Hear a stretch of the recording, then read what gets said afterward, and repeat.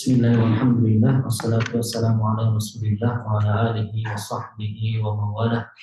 La haula wa la quwwata illa billah. Asyhadu an la ilaha illallah wahdahu la syarika lah.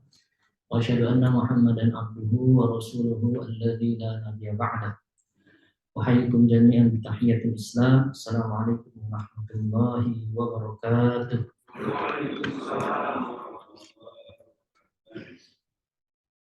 Asbahna wa asbahna mulkulillah walhamdulillah la syarikalah la ilaha illa huwa wa ilaihi nusyur.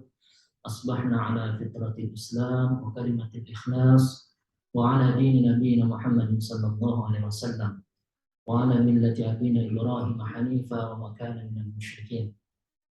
Allahumma anta rabbana la ilaha illa anta khalaqtana wa nahnu abduka wa nahnu ala ahdika wa wa'dika mastata'na. Na'udzubika min syarri ma sana'na, nabuu laka bi ni'matika 'alaina, wa nabuu bi dhanbina faghfir lana fa innahu la yaghfiru dhunuba illa anta. Allahumma 'allimna ma yanfa'una.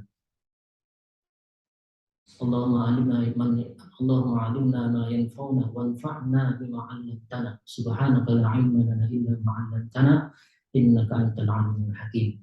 Allahumma inna nas'aluka 'ilman nafi'an wa yaqinan shadiqan وعملا متقبلا ورزقا حلالا طيبا.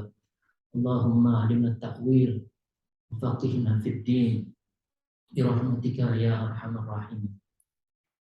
Jamaah yang dirahmati oleh Allah Subhanahu wa taala, kita bersyukur kepada Allah Subhanahu wa taala pagi hari ini bisa menunaikan salah satu kewajibannya, yaitu salat subuh berjamaah, dan insyaallah kita lanjutkan dengan duduk sejenak mengikuti taklim, dan ini juga bagian dari ibadah kepada Allah. Semoga seluruh ibadah yang kita lakukan, kita tunaikan, diterima oleh Allah, dan tentu ini menjadi pemberat timbangan amal soleh kita kelak di yaumil akhir nanti. Amin.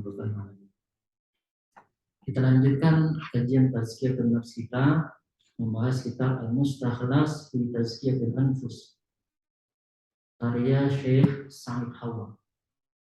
Dan seperti yang sudah saya sampaikan di pertemuan sebelumnya, kitab ini merupakan ringkasan dari kitab induknya, yaitu Ihya Ulumuddin karya Imam Al-Ghazali. Hanya saja Syekh Sa'id Hawa melakukan takhrij, mentakhrij dalil-dalil sehingga menjadi lebih kuat lagi, ya. Sehingga kita juga menjadi lebih itminan lagi di dalam mempelajari tazkiyatun nafs ini. Pertemuan yang lalu kita sudah membahas hal-hal yang menjadi poin-poin penting, ya, secara atau urgensi dari tazkiyatun nafs sebagaimana yang beliau sampaikan, ya. Jadi kesimpulannya, kenapa tazkiyatun nafs itu penting? Saya ingatkan kembali, yang pertama karena dia merupakan fardhatun minallah, kewajiban, ketetapan, ya, ketentuan dari Allah Subhanahu wa taala. Dan itu kita bisa baca di surat An-Nazi'at, ya, ketika Allah memerintahkan kepada Nabi Musa alaihissalam untuk menyampaikan kepada Fir'aun, ya, sosok atau tokoh yang menjadi ikon penentang Allah, gitu ya. Sosok yang melakukan perbuatan yang melampaui batas, ya. Yang kata Allah Subhanahu wa taala, ya, di dalam firman-Nya itu, innahu tawwab, sesungguhnya dia ini melampaui batas, ya. Sosoknya disebut tawwab, ya. Kemudian Nabi Musa alaihissalam diminta untuk mendakwahi Fir'aun, faqul hal laka ila an tazakka, ya. Maka katakanlah, kata Allah, ya, Allah berfirman kepada Nabi Musa, memerintahkan Nabi Musa untuk mengatakan kepada Fir'aun, hal laka ila an tazakka, tidakkah kamu menginginkan untuk melakukan tazkiyah? Aqul hal laka ila an tazakka wa ahdiyaka ila rabbika fatahsya. Yang dengan dia melakukan tazkiyah itu, ya, jiwanya akan menjadi bersih, dan dalam bimbingan Nabi Musa alaihissalam, ya, wa ahdiyaka, aku akan membimbingmu ila rabbika, kepada Tuhanmu, yang kemudian fatahsya, maka akan memunculkan rasa takut. Jadi itu menjadi salah satu dalil bahwa tazkiyah ini Ya, diperintahkan oleh Allah Subhanahu wa taala. Yang kedua, sebagaimana yang beliau selalu ulang-ulang, bahwa tazkiyatun nafs itu adalah bagian dari muhimmatur rusul. Misi penting atau tugas penting para rasul. Tugas penting para rasul yang beliau sudah sampaikan, yaitu dari dimulai dengan at-tadzkir, memberikan peringatan, kemudian at-tazkiyah, melakukan penyucian jiwa, dan yang ketiga at-ta'lim, memberikan pengajaran. Surat Al-Jum'ah ayat 2 ya. Walladzi ba'atsa fil ummiyyin rasulan minhum yatlu 'alaihim ayatihi wa yuzakkihim wa yu'allimuhumul kitaba wal hikmah wa in kanu min qablu lafi dhalalin mubin. Dan yang ketiga, thoriqun najah. Pentingnya tazkiyah juga karena dia menjadi jalan kesuksesan bagi kita dunia dan akhirat.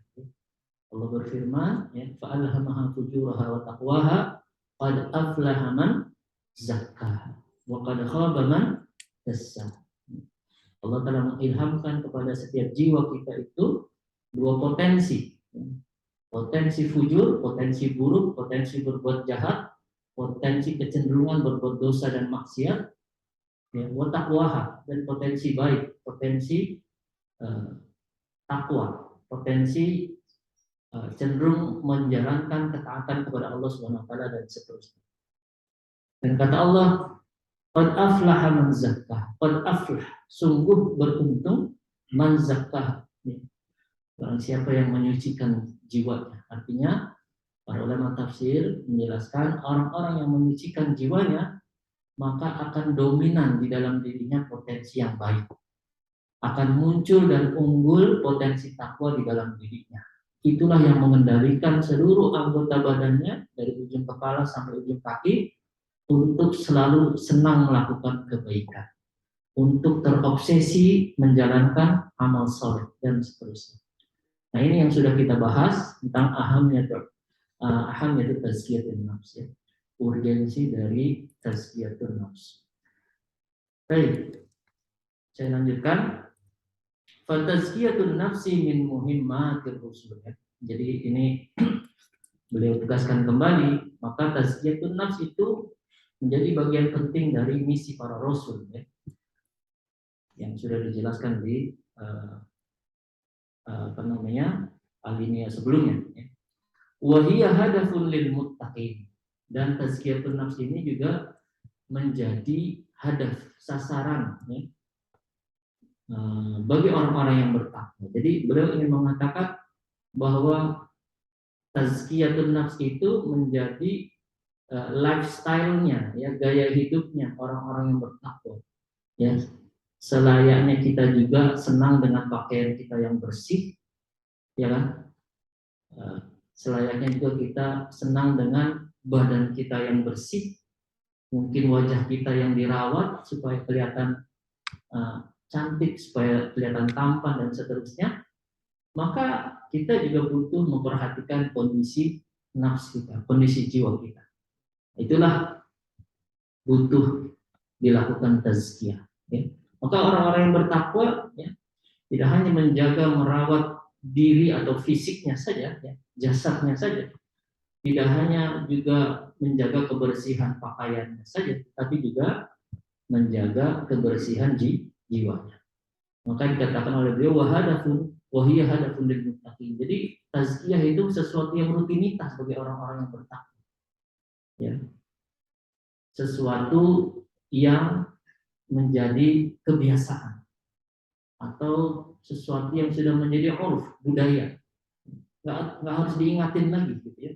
Sama kayak kita kan nggak harus diingatin lagi harus mandi misalnya. Mandi sehari berapa kali, Pak? Ada yang 2 kali, ada yang 3 kali. Ada yang kalau mungkin kegerahan bisa beberapa kali. Kan itu nggak perlu diperintahkan gitu. Kalau kita udah merasa badannya nggak enak, ya, berkeringat, ya, bau gitu kan, udah nggak nyaman, kita langsung mandi kan. Cuman jadi persoalan kalau untuk jiwa kita nggak merasa sadar untuk, kadang kita lebih sering lalainya gitu kan. Kita nggak nyadar jiwa kita sudah sekarat, jiwa kita ini sudah berkarat gitu ya, yang menyebabkan sholat kita nggak nikmat, ibadah kita nggak lezat gitu kan. Ya. Apa-apa yang bersifat kebaikan itu ya terasa berat gitu kan, dan seterusnya. Nah ini tanda-tanda jiwa kita ini kotor dan butuh ditazkiyah. Kembali lagi, orang-orang yang bertakwa itu menjadikan tazkiyatun nafs itu sebagai hadaf, ya, sebagai sasaran, sesuatu yang selalu menjadi obsesinya. Setiap hari dia lakukan tazkiyah. Ya. Sekali lagi, sebagaimana dia merawat fisik dan jasadnya, menjaga kebersihan pakaiannya, ya begitu juga dia perlakukan jiwa. Wa 'alaiha madarun najah wal halaka 'indallahi 'azza wa jalla. Dan kata beliau, tazkiyatun nafs ini juga nantinya menjadi poros penentu seseorang itu di hadapan Allah. Dia mendapatkan an-najah, kesuksesan, atau wal halak, ya, kecelakaan, kebinasaan. Ya.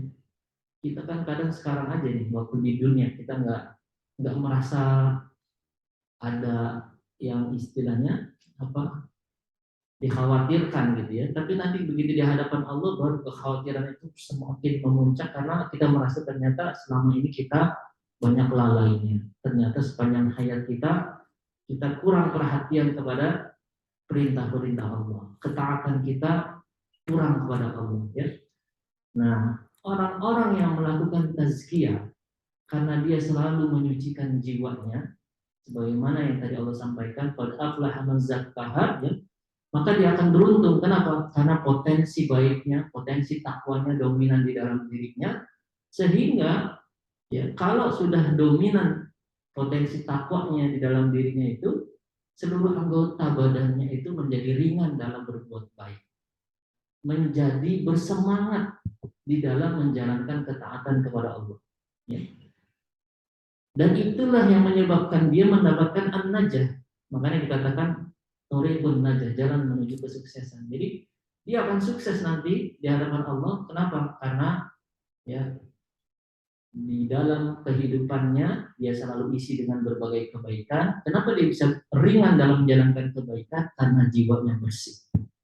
Jiwanya bersih itulah yang mendorong anggota badannya ringan berbuat baik. Ya. Sementara sebaliknya, ayat berikutnya mengatakan waqad khaba man dassa. Sungguh merugi orang-orang yang mengotori jiwa. Orang-orang yang mengotori jiwanya ini dengan cara apa? Bukan berarti ya sering main kotor-kotoran gitu ya. Tapi yang mengotori jiwa di sini banyak berbuat dosa dan maksiat. Semakin banyak dosa dan maksiat yang dia lakukan, sementara itu dia nggak pernah melakukan tazkiyah, hari ke hari, ya, pekan ke pekan terus, ya, dosa-dosa dan maksiat itu menjadikan jiwanya kotor. Ya, kalau dalam bahasa hadis, ya, setiap kita berbuat dosa itu ada satu noktah, ada satu noda hitam di hati kita, dan itu akan bertambah setiap kali kita berbuat dosa dan maksiat. Semakin banyak dosa dan maksiatnya, titik-titik hitamnya itu tidak lagi menjadi titik. Ya. Jamaah sekalian, kalau dikasih kertas putih, dikasih suruh nitik-nitikin pakai pulpen gitu ya. Kira-kira kalau kita titikin terus, ya, lembaran yang putih itu menjadi hitam nggak? Pasti. Tidak lagi sekedar titik, tapi menjadi lapisan hitam pekat. Kira-kira begitulah kondisi hati kita ketika kita selalu berbuat dosa dan maksiat dan tidak pernah membersihkannya, tidak pernah melakukan tazkiyatul qulub wan nufus yang nanti dibahas di sini, ya, penyucian hati dan jiwa, maka itulah yang menjadikan kita terhalangi dari hidayah Allah.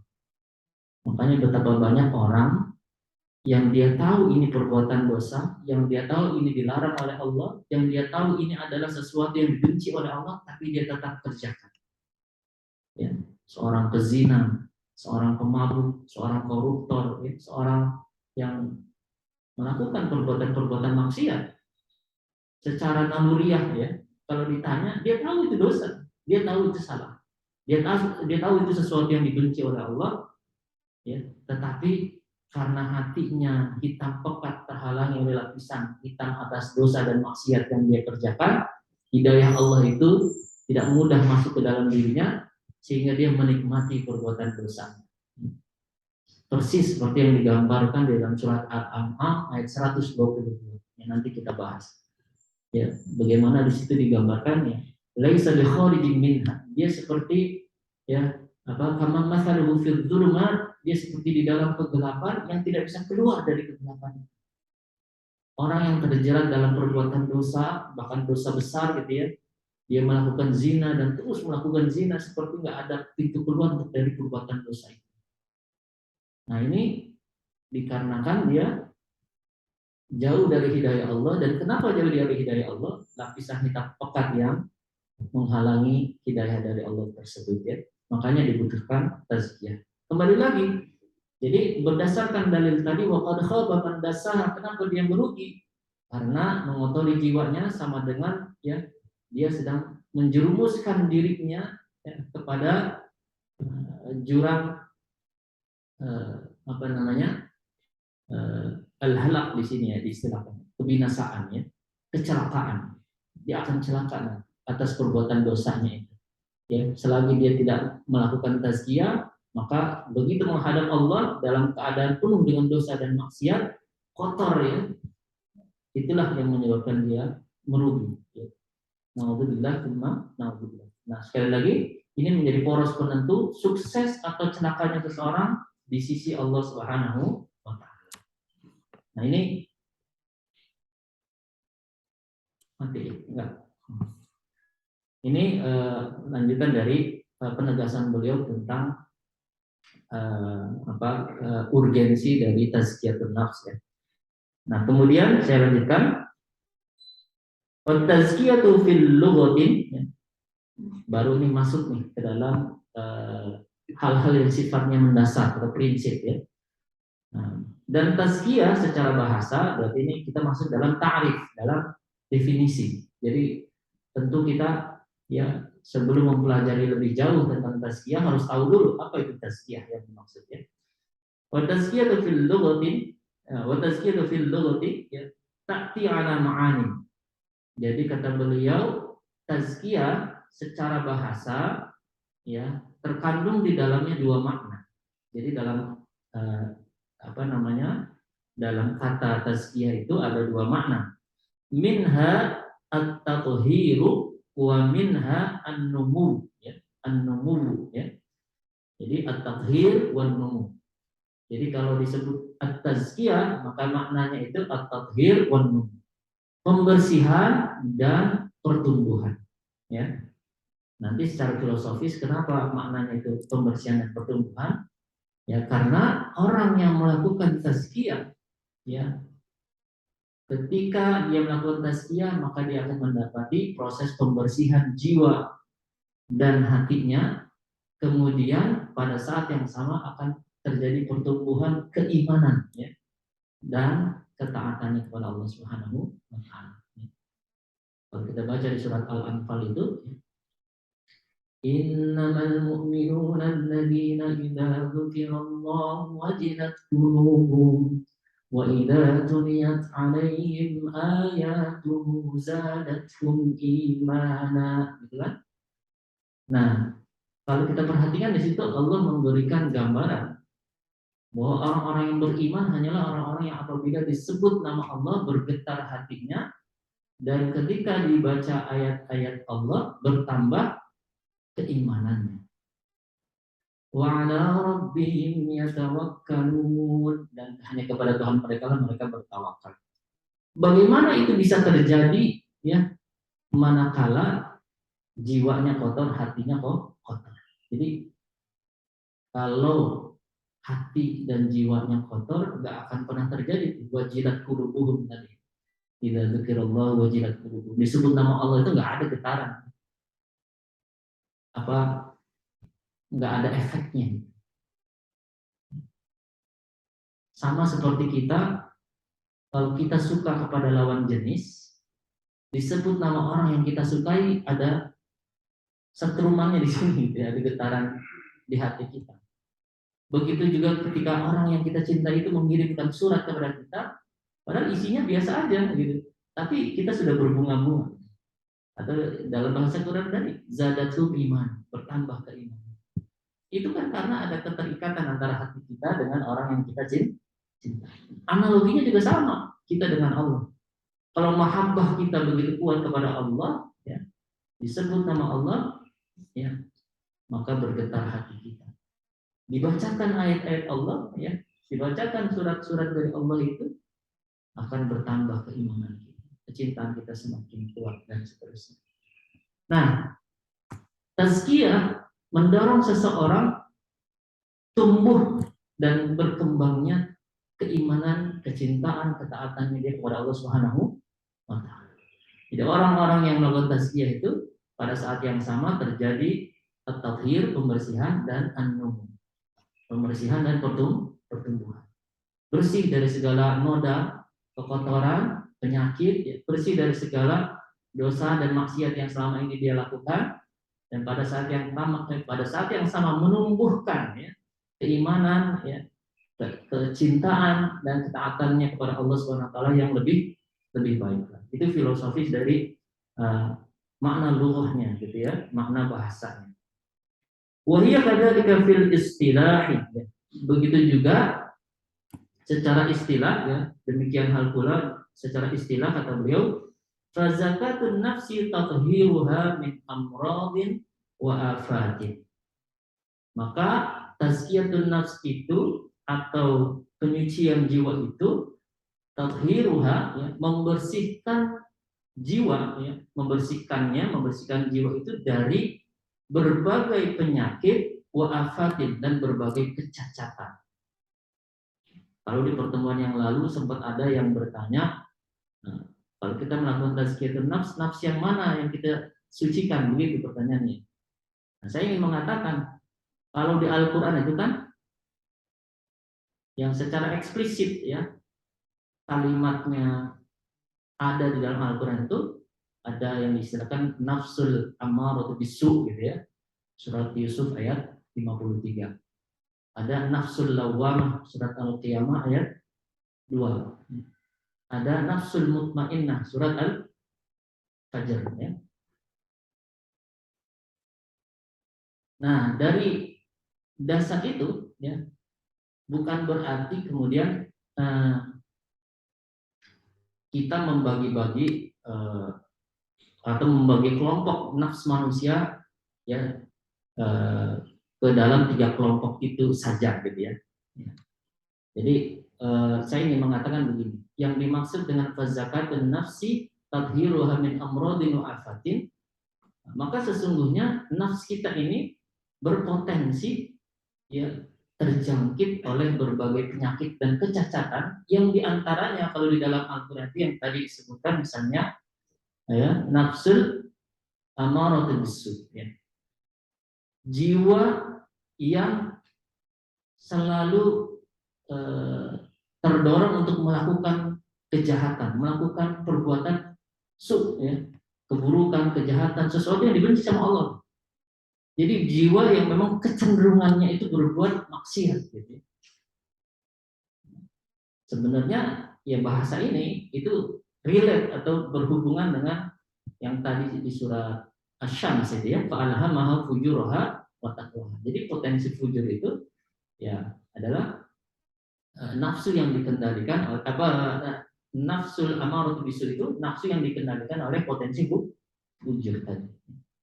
Jadi dia cenderung kepada keburukan, kemaksiatan, kejahatan, dan seterusnya. Begitu juga ada nafsul lawamah, jiwa yang tercela, jiwa yang selalu menyalahkan dirinya karena selalu berbuat dosa dan maksiat, gitu ya. Itu juga nafsu jiwa yang perlu diobati, gitu ya. Nah, kesimpulannya, ya, apapun penyakit dan kecacatan jiwa yang ada, gitu ya, itulah yang akan dibersihkan, gitu ya. Jadi ibaratnya tazkiyah ini terapi, ya, terapi bagi jiwa yang terjangkit oleh berbagai amrad, berbagai penyakit maupun wa'afat, ya, berbagai kecacatan. Jadi diobati dan diterapi, ya. Wa tahaqququha bi maqamat, ya. Ini masih dalam definisi istilahnya, ya. Jadi definisi bahasa, ini definisi istilah. Jadi tazkiyatun nafs itu juga wa tahaqququha, mengaktualisasikannya bimaqamat, dan dalam berbagai maqam, berbagai tingkatan. Jadi nanti dalam praktek tazkiyah ada amalan-amalan yang itu secara apa ya, tingkatan harus dilalui. Dalam bahasa lainnya itu istilahnya maqamat itu seperti stasiun-stasiun gitu ya. Nah, saya analogikan gini, kalau jamaah sekalian dari Depok mau ke Jakarta gitu ya. Misalnya mau ke Manggarai ya, stasiun Manggarai. Kan dari stasiun kita memang dari stasiun Pondok Cina tuh ya misalnya. Kan itu kan kita nggak bisa ujuk-ujuk langsung ke Manggarai kan. Ada transit ke stasiun-stasiun tertentu kan. Dari Pondok Cina ke UI gitu kan, baru ke Universitas Pancasila dan seterusnya dan seterusnya. Nah ini gambaran juga sebagaimana kita melakukan tazkiyah, nggak ada yang instan. Jadi jangan berpikir setelah melakukan satu kali cesplong gitu ya, cuman baru sekali melakukan tazkiyah merasa ingin mendapatkan manfaatnya secara paripurna. Tahapannya panjang. Bahkan ada seseorang yang ada di makom tertentu, ada di level tertentu, ada di tingkatan tertentu, dia nggak beranjak di situ aja. Misalnya nanti ada ya makom taubat ya. Jadi kan kita memulai itu dengan membersihkan jiwa kita. Taubat itu kan asal katanya dari taba, ya, kembali kepada Allah. Jadi back to Allah. Balik lagi dulu deh, reorientasi kepada Allah. Nah ada orang yang di makom taubat itu ya di situ dulu aja. Kenapa? Karena baru taubat dosa lagi, balik lagi taubat dosa lagi. Jadi untuk mengupgrade-nya itu butuh waktu panjang. Nggak apa-apa, terus aja. Nah kembali lagi, jadi tazkiyah itu watahaqququha bi maqamat. Jadi ada amalan-amalan yang kita jalankan secara bertahap, bertingkat, ada makom-makom yang harus kita lalui, ya. Nggak mudah, nggak gampang, nggak instan. Wa takhalluquha bi asma'in wa sifatin. Nah, setelah tahaqquq nanti ada takhalluq. Sederhananya takhalluq itu menginternalisasi nilai-nilai dari pelajaran tazkiyah itu menjadi karakteristik pribadi kita gitu. Jadi takhalluq itu menjadikan itu sebagai akhlak. Orang misalnya saya contohkan ya, yang membiasakan diri mengucapkan salam. Itu nggak mudah, Pak. Mungkin bagi kita yang biasa mengucapkan salam biasa aja gitu, ringan. Tapi bagi orang yang tidak terbiasa, dia butuh pembiasaan. Sampai dia menjadi takhalluq, sampai dia benar-benar menjadi sesuatu yang melekat, menjadi akhlak, menjadi karakter. Jadi nggak perlu lagi stimulan, dia langsung otomatis ketemu assalamualaikum gitu ya misalnya, pamitan assalamualaikum. Nah itu namanya takhalluq. Tapi kalau belum sampai ke level itu, kita butuh proses yaitu yang tadi tahakkuk itu di maqamat. Jadi berkali-kali butuh pembiasaan dan seterusnya. Ini contoh saja. Jadi ada takhalluq ya, berbagai asma wa sifat, berbagai nama-nama dan sifat-sifat yang kita pelajari nanti di dalam tazkiyatun nafs. Gitu ya. Contoh misalkan apa sih kalau penasaran, jadi kadang ada jamaah yang nggak penasaran, Ustaz, muqaddimahnya lama-lama langsung ke intinya. Saya bilang nggak bisa.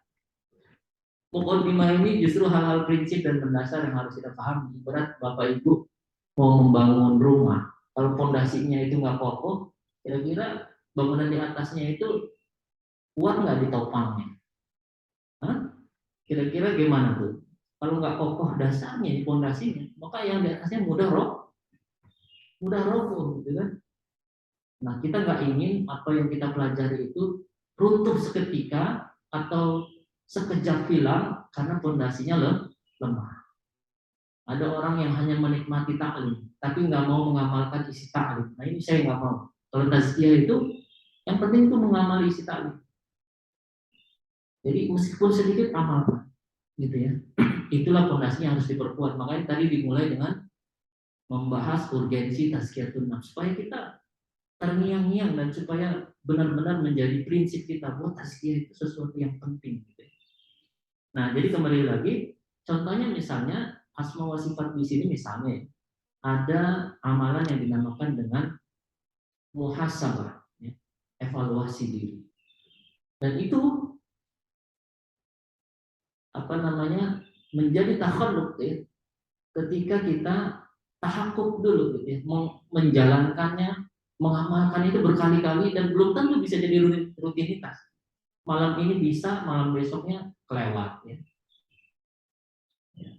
Kemudian kita coba lagi ya, sampai benar-benar menjadi kebiasaan ya. Nah, itu yang dimaksud wa takhalluquha bi asma'in wa sifat. Ya, nanti lebih dalamnya kita bahas di bab-bab berikut. Tazkiyatu fil nihayah, maka pada akhirnya kata beliau tazkiyah itu, nah ini beliau bicara marahil ya, tahapan ya. Yaitu kata beliau tatahhurun wa tahaqququn wa takhalluqun. Jadi secara sederhana tazkiyah itu ya tahapan-tahapan yang akan kita tempuh sebagai seorang salik ya, saya bahasakan salik itu. Salik itu seorang penempuh jalan gitu ya. Maksudnya menempuh jalan Allah Subhanahu wa taala. Makanya ada kitab berjudul apa? Madarijus Salikin.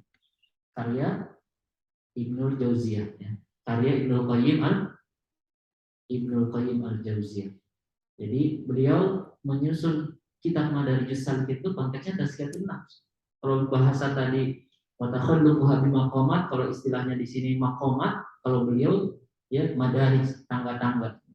Jadi Madarijus Salikin itu tangga-tangga seorang salik ya, seorang penempuh jalan menuju Allah Subhanahu wa taala. Nah, kembali lagi ke sini. Jadi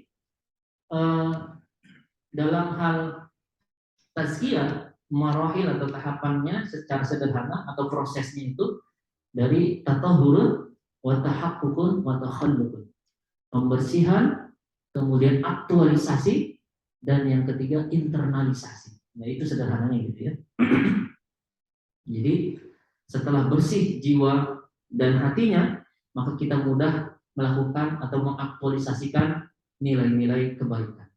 Nilai-nilai kebaikan itu kemudian kita internalisasi menjadi akhlak kita. Itu yang dinamakan takhalluq ya. Walidzalika wasailihi al-masyru'. Walidzalika wasailuhu al-masyru'. Dan di dalam hal ini, dalam proses tersebut, dalam rangka menjalankan tahapan-tahapan tersebut dibutuhkan wasail ataupun sarana-sarana. Dan kata beliau, wasailuhu al-masyru'ah. Sarana-sarana dalam tazkiyah itu semuanya dalam koridor syariat. Jadi nggak ada yang melanggar syariat dengan alasan melakukan penyucian jiwa, misalnya harus mandi kembang 7 sumur misalnya, yang nggak ada dalilnya misalnya gitu ya. Atau misalkan harus motong ayam hitam, apalagi itu macam-macam ya. Nah, jadi sarananya harus sesuai syariat. Nanti kita belajar apa itu wasail, sarana-sarana yang harus kita jalankan ya. Syurut. Wa mahiyatuhu wa thamaratuhu asy-syar'iyyah ya.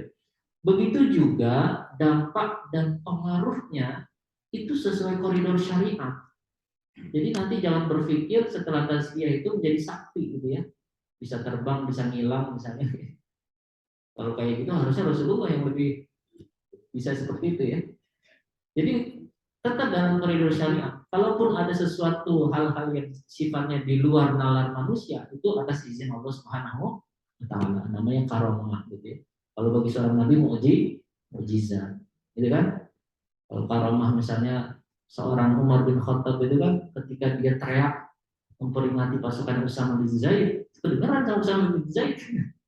Umar lagi khutbah gitu kan, dia melihat ada musuh gitu kan di balik bukit dan seterusnya. Nah, itu karamah seorang Umar bin Khattab. Suaranya kedengaran sama pasukan di sana, padahal jauh gitu kan. Nah, dan lain sebagainya. Atau misalnya ya kalau ya yang di apa namanya dialami oleh Rasulullah misalnya ya mukjizat Rasulullah misalnya apa membelah bulan gitu kan yang diminta oleh para kafir Quraisy. Atau misalnya Rasulullah ketika keluar dari kepungan itu nggak kelihatan oleh orang-orang yang mengepung ya, rumah Rasulullah dan seterusnya. Nah kembali lagi bagi kita ya harus kita ketahui dan yakini hasil dari tazkiyah itu ya semuanya sesuatu yang masuk dalam koridor syariat. Maksudnya enggak sesuatu yang aneh-aneh gitu ya. Ya, ya sederhananya kita menjadi lebih taat dalam beribadah, kita menjadi lebih baik dalam berkehidupan di masyarakat dan seterusnya. Gitu ya. Nah, di sini disebutkan wayadharu atharu dzalika 'ala suluk. Nah, jadi yang paling nampak pengaruh dari tazkiyah itu adalah suluknya, perilakunya. Jadi bohong kalau kita mengatakan dia ini seorang ahli tazkiyah, sementara suluknya itu jauh dari sosok yang beradab misalnya gitu. Mohon maaf ya, ada seorang yang berilmu, seseorang yang istilah kita anggap dia baik ya, tapi kalau adab dan perilakunya itu tidak baik, dipastikan ilmunya itu nggak bermanfaat bagi dirinya berarti.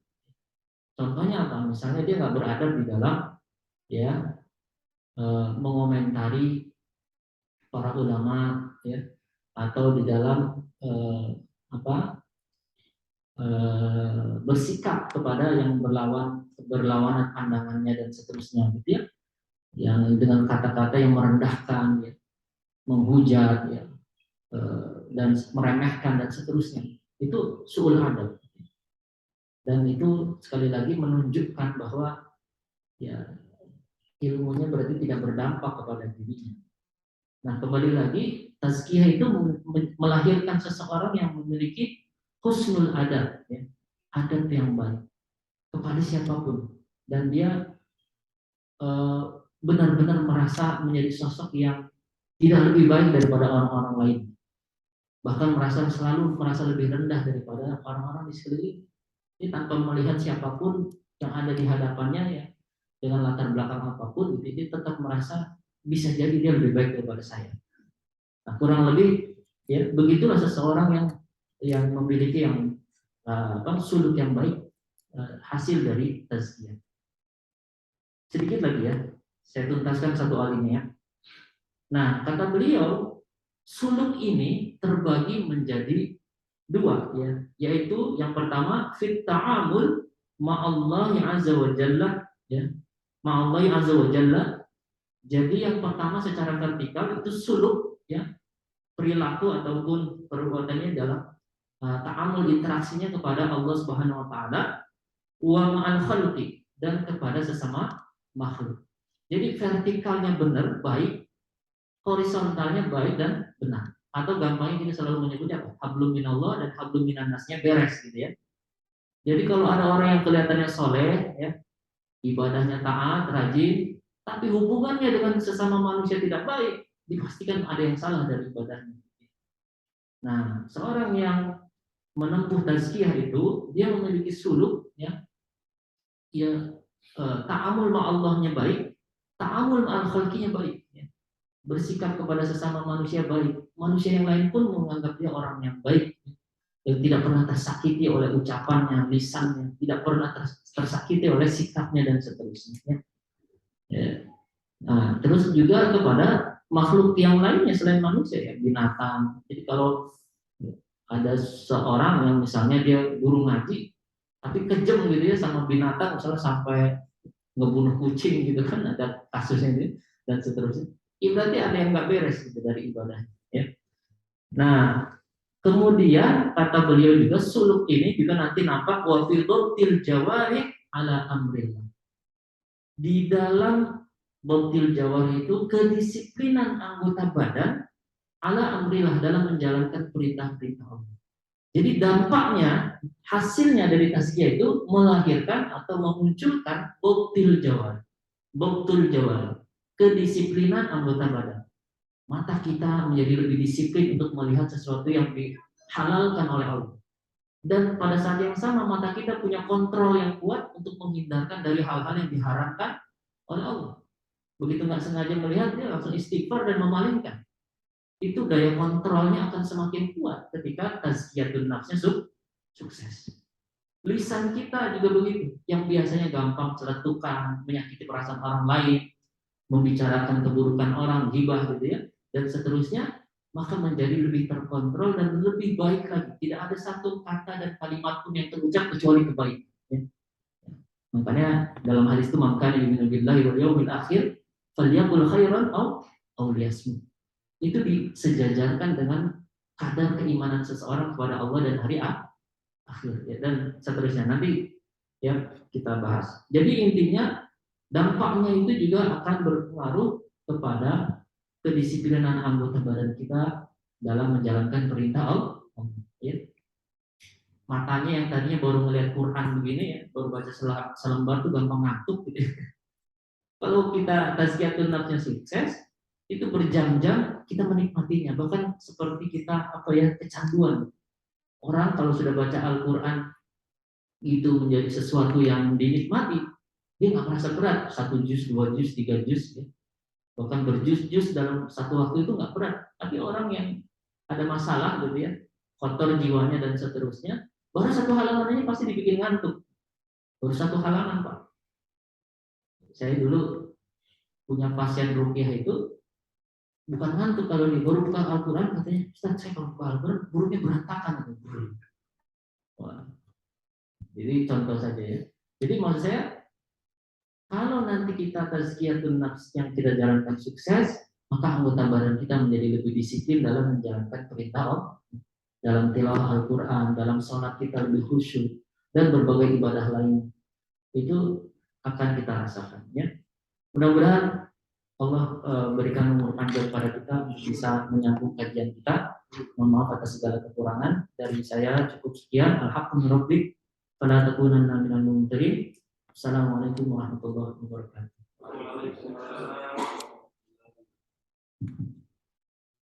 Semua mungkin sisi singkat silakan untuk ada nanti tahap di pembersihan sekian aktualisasi dan akhir finalisasi kalau silakan bapak barangkali ada yang ditanyakan.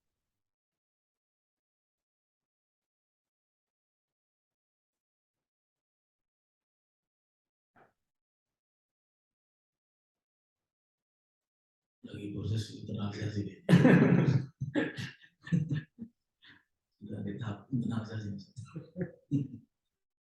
Kalau nggak ada jangan dipaksain. Ya, Jangan dicari-cari.